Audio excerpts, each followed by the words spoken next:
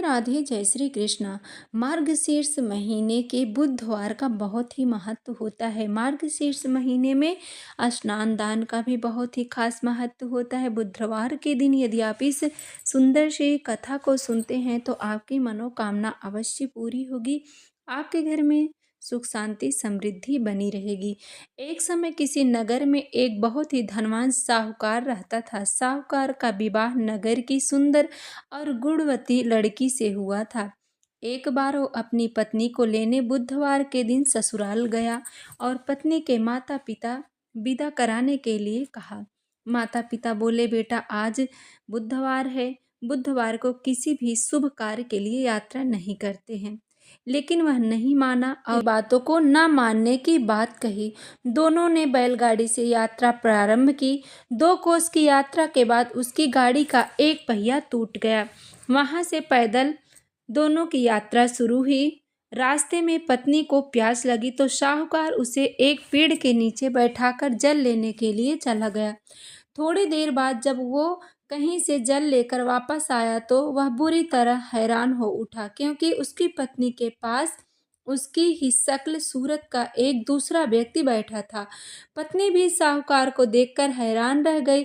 वह दोनों में कोई अंतर नहीं रही। साहूकार ने उस व्यक्ति से पूछा, तुम कौन हो और मेरी पत्नी के पास क्यों बैठे हो? साहूकार की बात सुनकर उस व्यक्ति ने कहा, अरे भाई, यह मेरी पत्नी है। मैं अपनी पत्नी को ससुराल ले कर विदा करके ले जा रहा हूँ। लेकिन तुम कौन हो जो मुझसे ऐसा प्रश्न कर रहे हो? साहूकार ने लगभग चीखते हुए कहा, तुम जरूर कोई चोर या ठग हो। यह मेरी पत्नी है, मैं इसे पेड़ के नीचे बैठाकर जल लेने गया था। इस पर उस व्यक्ति ने कहा, अरे भाई, झूठ तो तुम बोल रहे हो। पत्नी को प्यास लगने पर जल लेने तो मैं गया था। मैं तो जल लाकर अपनी पत्नी को पिला भी दिया है। अब तुम चुपचाप यहाँ से चलते बनो, नहीं तो किसी सिपाही को बुलाकर तुम्हें पकड़वा दूंगा। एक दूसरे से लड़ने लगे। उन्हें लड़ते देख बहुत से लोग वहां एकत्र हो गए। नगर के कुछ सिपाही भी वहां आ गए। सिपाही दोनों को पकड़कर राजा के पास ले गए। सारी कहानी सुनकर राजा भी कोई निर्णय नहीं कर पाया। पत्नी भी उन दोनों में से अपने वास्तविक पति को नहीं पहचान पा रही थी। राजा ने उन दोनों को कारागार में डाल देने का कहा। राजा के फैसले को सुनकर असली साहूकार भयभीत हो उठा। तभी आकाशवाणी हुई, साहूकार, तूने माता पिता की बात नहीं मानी और बुधवार के दिन अपनी ससुराल से प्रस्थान किया। यह सब भगवान बुद्धदेव के प्रकोप से हो रहा है। साहूकार ने भगवान बुद्धदेव से प्रार्थना की कि हे भगवान बुद्धदेव, मुझे क्षमा कर दीजिए। मुझसे बहुत बड़ी गलती हुई। भविष्य में अब कभी बुधवार के दिन यात्रा नहीं करूंगा और सदैव बुधवार को आपका व्रत किया करूंगा। साहूकार की प्रार्थना से प्रसन्न होकर भगवान अनुकंपा से राजा ने साहूकार और पत्नी को सम्मान पूर्वक विदा किया।